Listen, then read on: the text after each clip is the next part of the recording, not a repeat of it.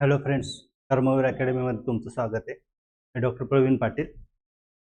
मी तुम्हाला या जर राज्यसेवा 2026 साठी सायन्स हा सब्जेक्ट घेणार आहे आणि त्याचबरोबर आपण काय घेणार आहे, आपण जॉग्रफी पण घेणार आहे. मेन्स प्री कम मेन्स असं जॉग्रफी घेणार आहे. पण आज जे लेक्चर असणार आहे आपलं, म्हणजे आपण सिलेबस फक्त डिस्कस करणार आहोत. आज आपण सायन्सबद्दल बोलू.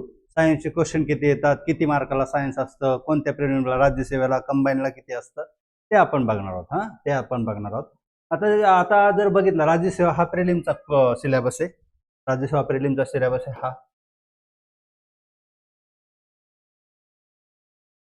राज्यसेवा पूर्व परीक्षेचा हा सिलेबस आहे. राज्यसेवा पूर्व परीक्षेचा हा सिलेबस आहे. राज्यसेवा पूर्व परीक्षेला जर बघितलं तर हे काय, मग राज्य, राष्ट्रीय, आंतरराष्ट्रीय महत्वाची चालू घडामोडी हा सिलेबस असतो. चालू घडामोडी सिलेबस असतो. भारताचा इतिहास आणि भारतीय राष्ट्रीय चळवळ हे 15 मार्काला असतं. हे 15 मार्काला. करंट अफेअर्स 15 मार्काला राज्यसेवेला असतं. आणि महाराष्ट्र भारताचा भूगोल जर बघितला, भूगोल आणि त्याच्यामध्ये जर बघितलं तर काय असतं अजून, पर्यावरण. भूगोल हा 15 मार्काला असतो.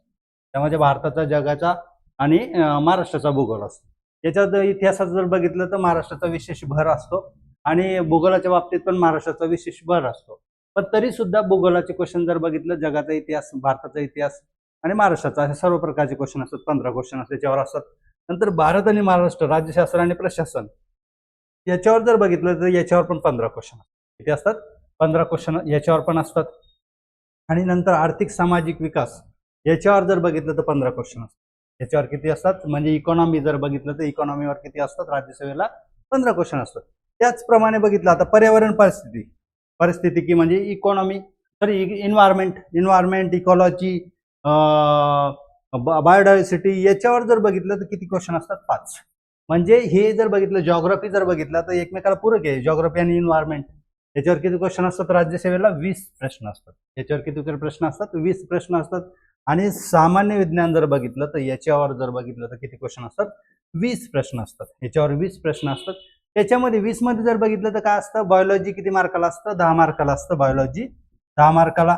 जीवशास्त्र जर बघितलं तर किती मार्काला असतं? 10 मार्काला असतं. नंतर केमिस्ट्री म्हणजे रसायनशास्त्र जर बघितलं तर किती मार्काला असतं? 5 मार्काला असतं. रसायनशास्त्र 5 मार्काला. आणि फिजिक्स म्हणजे भौतिकशास्त्र किती मार्काला असतं? 5 मार्काला असतं. हा सिलेबस आपण कव्हर करणार आहे. या एक्झाम मध्ये जर बघितलं तर हा सिलेबस कव्हर करणार आहे. अजून काय डिटेल बघणार ते मी तुम्हाला डिटेल सांगतो की पुढचं अजून काय काय बघणार आहे. ती कंबाईनचं सिलेबस पण आपण बघू. कंबाईनला किती मार्क, म्हणजे जर बघितलं तर असा हा काय असतो, 100 क्वेश्चन असतात आणि किती मार्काला असतो? 200.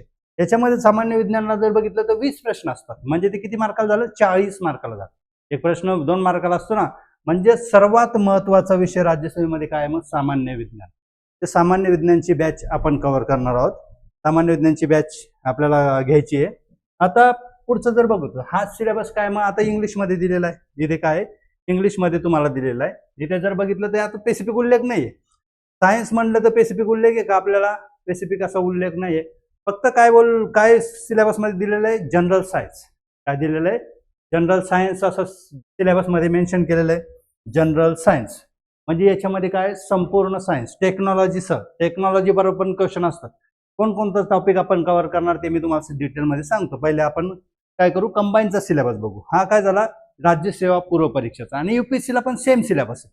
राज्यसेवेला जो सिलेबस आहे तोच युपीएससीला काय सिलेबस आहे. आता याच्यानंतर जर बघू तर आपण कोणतं बघणार आहे? आता हा तुम्हाला काय सांगितलं मी? राज्यसेवा पूर्व परीक्षेचा 20 क्वेश्चन. किती मार्काला? तो 40 मार्काला. 40 मार्काला. आता आपण पुढचं बघू. हे थोडं पुसट झालेलं आहे. ते पण तरी मी तुम्हाला सगळं डिटेलमध्ये वाचून दाखवतो. हे जर बघितलं, परीक्षा योजना आहे. त्याच्यामध्ये 100 क्वेश्चन असतात. 100 क्वेश्चन असतात आपल्या पूर्व परीक्षेला, संयुक्त पूर्व परीक्षेला, कंबाईन ग्रुप सी, ग्रुप बी. किती क्वेश्चन असतात? 100 असतात. त्याच्यातले सायन्सला जर बघितलं, सायन्स त्याच्यामध्ये खूप महत्वाचं आहे. सायन्स जर बघितलं तर कंबाईनच्या परीक्षेमध्ये जर बघितलं, आता सामान्य विषमता चाचणीमध्ये काय इतिहास, भूगोल असणार, इकॉनॉमी. इतिहास भूगोल जर बघितलं तर कमी कमी वेटेजला केलेलं आहे. 10 मार्काला आहे कंबाईनला. इतिहास भूगोल जर बघितलं तर आपण किती मार्काला आहे? 10 मार्काला आहे. आता याच्यामध्ये जर बघितलं, 10 मार्काला इतिहास भूगोल आहे. आणि सायन्सचा जर विचार केला, आता हे अर्थव्यवस्था आहे. अर्थव्यवस्था, भारतीय अर्थव्यवस्था, हे पण 10 मार्काला आहे. चालू घडामोडी, त्याच्यामध्ये चालू घडामोडी जास्त असतात. सामान्य विज्ञान जास्त आहे. अंकगणित 20 मार्काला आहे. त्याच्यामध्ये जर बघितलं बुद्धिमत्ता आणि अंकगणित जर पाहिलं, म्हणजे अंकगणित 10 मार्काला आहे, अंकगणित 10 मार्काला, अंकगणित 10 मार्काला, बुद्धिमापन चाचणी 10 मार्काला, दोन्ही मिळून किती मार्काला असतं? 20 मार्काला. सायन्स याच्यामध्ये किती आहे? सामान्य विज्ञान 15 मार्काला. कंबाईनला जर बघितलं तर 15 मार्काला सायन्स आहे. आणि हे बघ सगळं उर्वरित किती आहे मग? 60 10 मार्काला. सगळं काय 10 मार्काला आहे. आता याच्यामध्ये जर विचार केला आपण, आणि चालू घडामोडी 15 मार्क, चालू घडामोडी 15, आणि जे जनरल सायन्सचे दुसरे सब्जेक्ट आहे म्हणजे राज्यशास्त्र, जिओग्राफी, इकॉनॉमी, हे कसं आहे 10 मार्काला केलेलं आहे. आणि हे दोन्ही पार्ट मिळून किती? हे 20 मार्क आहे. म्हणजे अंकगणित आणि बुद्धिमापन जर बघितलं त्याच्यानंतर महत्वाचं काय मग? 15 मार्काला सायन्स आहे. पण सायन्सचं कसं आहे, याच्यामध्ये फॅक्च्युअल डाटा जर आपला सायन्सचा चांगला असेल, याच्यामध्ये कन्सेप्च्युअल कमी असतं. कंबाईनच्या कन्सेप्च्युअल असतात कंबाईनला पण क्वेश्चन, पण कमी असतात. बुद्धिमापनला कसं वेळ जाणार, जास्त वेळेमध्ये फास्ट जो करेल तो बुद्धिमापनचे क्वेश्चन सॉल्व्ह करू शकतो. आणि त्याच्यामध्ये जे सायन्स म्हणजे जर बघितलं प्रत्येक एक्झामचं पूर्व परीक्षा जर पास करायची असेल तर त्याचे सायन्सचे क्वेश्चन बरोबर आले पाहिजे, सायन्सचे क्वेश्चन बरोबर आले पाहिजे किंवा सायन्सचे उत्तर बरोबर आले पाहिजे. आता आपण चालू घडामोडी जर बघितलं, चालू घडामोडी जर बघितलं तर याच्यामध्ये काय आहे? चालू घडामोडी कोणतं विचारणार आपल्याला करेक्ट माहित नाही, पण सायन्सचा बऱ्यापैकी आपल्याला अंदाज असतो. पेपरच्या अनालिसिसनुसार बऱ्यापैकी काय असतो? अंदाज असतो पूर्व परीक्षेला. तरी सायन्सचे बीट काय, मागच्या क्वेश्चनच्या अनालिसिसवरनं आपण काय करू शकतो? कोणतं वाचायचंय, कोणता आपल्याला अभ्यास करायचा आहे ते आपण बघू शकतो, आणि त्याच्यानुसार काय करू शकतो? आपण सॉल्व्ह करू शकतो क्वेश्चन. म्हणजे याच्यामध्ये स्पेसिफिक सिलेबस केलाय. तिथे जर बघितलं तर राज्यसेवा पूर्व परीक्षेला काय होतं? जनरल सायन्स अशी एक लाईन आहे फक्त, किंवा एक शब्द आहे, 2 शब्द आहेत त्याच्यामध्ये, जनरल सायन्स. आणि याच्यामध्ये जर बघितलं तर काय काय मग? भौतिकशास्त्र, फिजिक्स दिलेलं आहे, फिजिक्स दिलेलं आहे. नंतर काय? केमिस्ट्री दिले, रसायनशास्त्र, नंतर प्राणीशास्त्र, झुलॉजी दिलेलं आहे, बॉटनी आणि आरोग्यशास्त्र. आता भरपूर क्लास जर बघितलं तर, भरपूर क्लासेसमध्ये जर बघितलं तर काय? ह्युमन अॅनाटॉमी जास्त शिकवत बसतात. ह्युमन अॅनाटॉमी, फिजिओलॉजी जर बघितलं तर तेच काय जास्त शिकवत बसतात, अॅनाटॉमी, फिजिओलॉजी. पण त्याबरोबर आपण आपल्या क्लासमध्ये काय करणार आहे? वनस्पतीशास्त्र पण चांगलं शिकवणार आहे. वनस्पतीशास्त्र, आरोग्यशास्त्र तर ते काय ह्युमन अॅनाटॉमी आणि फिजिओलॉजी बघणार, तेव्हा आपण आरोग्यशास्त्र बघणार आहे. आणि प्राणीशास्त्र पण आपण चांगला अभ्यास करू. प्राणीशास्त्र म्हणजे झुलॉजीची रिलेटेड काय क्लासिफिकेशन असेल किंवा त्याच्या संबंधित अजून काय इतर गोष्टी असतील ते पण आपण बघू. आणि वनस्पतीशास्त्रावर याच्यामध्ये क्वेश्चन असतात. वनस्पतीशास्त्रावर प्रत्येक परीक्षेला 2-3 क्वेश्चन असतात. म्हणजे वनस्पतींचे आजार, वनस्पतींची फिजिओलॉजी बद्दल, वनस्पतींच्या अॅनाटॉमी बद्दल, आणि ते कुठलाही क्लास घेत नाही किंवा कोणत्याही पुस्तकामध्ये जास्त मेन्शन केलेलं नाही. आपण ते काय करू? डिटेलमध्ये त्याचा अभ्यास करू. नंतर फिजिक्स पण काय आहे, आपण जर बघितलं फॅक्च्युअल डाटापेक्षा कन्सेप्ट फिजिक्सच्या जर क्लिअर असल्या आपल्या, तर कन्सेप्टवर आपले काय होतात? क्वेश्चन सॉल्व्ह होतात. आजकाल काय काही क्लास तर नुसते एक्झाम्पल, फॉर्म्युले दिले म्हणजे काय तो क्लास चांगला असतो असं नाही. तर काय त्याच्यामध्ये कन्सेप्ट समजली आपल्याला, कन्सेप्ट समजली तर आपण काय करू शकतो? फॉर्म्युला बेस्ड क्वेश्चन पण सॉल्व्ह करू शकतो. म्हणजे आपण कन्सेप्टची क्लिअरिटी पण करणार, फिजिक्सची, रसायनशास्त्राची, केमिस्ट्रीची पण. आणि नुसतं फॅक्च्युअल डाटापेक्षा आपण काय करणार? कन्सेप्ट क्लिअर करणार. फॅक्च्युअल डाटा तर तुम्हाला देणारच आहे मी. म्हणजे सामान्य विज्ञानचा हा 15 मार्क काय आहे एकदम पक्का करून घेतला जाणार. आणि आता मेन्सचा काय टॉपिक आहे तो पण आपण याच्यामध्ये इन्क्लुडिंग असणार. मेन्समध्ये काय आहे ते सामान्य विज्ञान बद्दल बरोबर काय केलं? टेक्नॉलॉजी ऍड केलं. राज्यसेवा पूर्व परीक्षेला पण नुसतं जनरल सायन्स जरी लिहिलं असतं तरी पण टेक्नॉलॉजीवर क्वेश्चन असतात. जसं की space technology, nuclear technology, energy, याच्यावर काय असतात? प्रश्न असतात. ते पण आपण घेणार आहे. त्याच्यावर पण म्हणजे करंटचं पण त्याच्यामध्ये सॉल्व्ह आपला रिवाइज होऊन जातो डाटा. आणि त्यासोबत काय होतं? आपलं जनरल सायन्स बरोबर टेक्नॉलॉजी पण आपण घेणार आहे. आता पुढचं आपण मेन्सचा सिलेबस, हा जर बघितलं तर कंबाईन काय आहे? ग्रुप बी सी चा पूर्व परीक्षेचा सिलेबस आहे. ग्रुप बी आणि सी चा पूर्व परीक्षेचा सिलेबस आहे. आणि पुढचं जर बघू आपण ग्रुप बी सी मेन्सचा सिलेबस बघू. हा काय आहे? मराठी इंग्लिशचा पेपर आहे. हा आपल्याला महत्वाचा नाही, हा आपण नाही बघणार. आपण जर बघितलं तो आपण याच्यामधलं बघू. आता हा काय? पेपर टू समजा.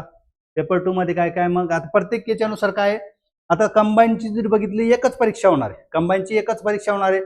मग त्यासाठी जर बघितलं तर याच्यामध्ये काय थोडं काय डिफरंट थोडीशी फोड केलेली म्हणजे टेक्नॉलॉजी जास्त दिलेली किंवा टेक्नॉलॉजी ऍडिशन केलेलं आहे. तर पहिलं जर बघितलं याच्यामध्ये पण सिमिलर आहे. फिजिक्स आहे, रसायनशास्त्र जे प्रिलिमला सुद्धा आहे, झुलॉजी हे प्रिलिमला सुद्धा आहे, बॉटनी प्रिलिमला सुद्धा आहे. म्हणजे हे आणि त्याच्यामध्ये काय होतं? हायजीन एक्स्ट्रा होतं, हायजीन आरोग्यशास्त्र एक्स्ट्रा होतं. आता याच्यामध्ये जर बघितलं आरोग्यशास्त्र जर बघितलं, झुलॉजी बॉटनी आलं की आरोग्यशास्त्र आलंच त्याच्यामध्ये.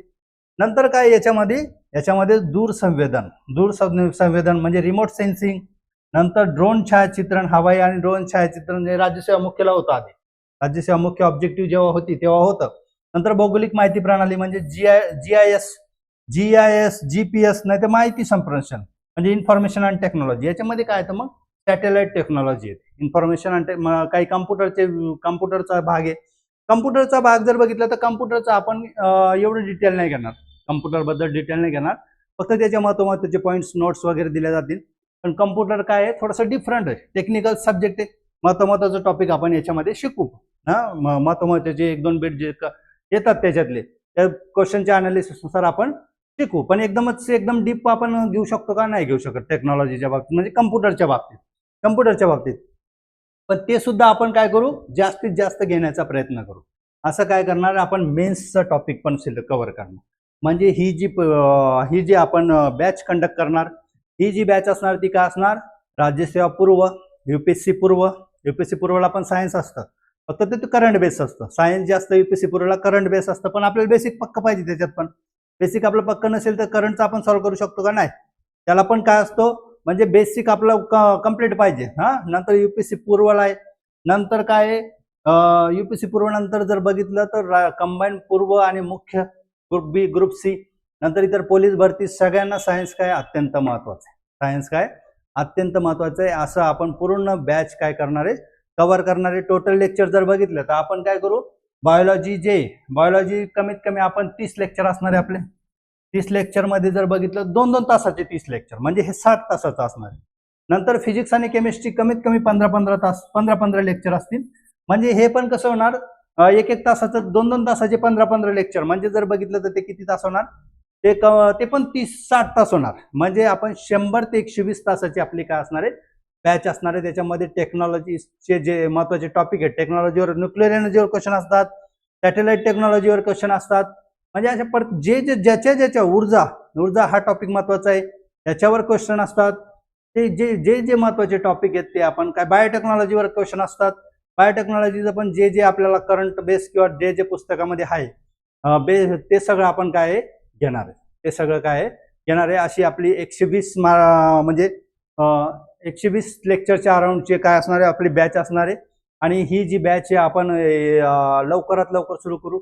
1 जानेवारीपासून काय असणार, ऑनलाईन बॅच टाकली जाणार आणि 5 ते 10 जानेवारीच्या दरम्यान आपण ऑफलाईन बॅच पण घेणार आहोत. ऑफलाईन बॅच किंवा अत्यंत माफक दरामध्ये काय असणार, या दोन्ही बॅच घेतल्या जाणार. आपला युट्यूब चॅनल आहे, आपला युट्यूब चॅनल एक कर्मवीर अकॅडमी पुणेच्या नावाने, त्या युट्यूब चॅनलला तुम्ही जाऊ शकता. किंवा आपले जे ॲप आहे, ॲपची लिंक पण आता मी प्रत्येक लेक्चरला काय आहे ॲपची लिंक पण टाकेल. त्या ॲपच्या लिंकवरनं काय करू शकता, तुम्ही ॲप डाउनलोड करू शकता. Thank you very much.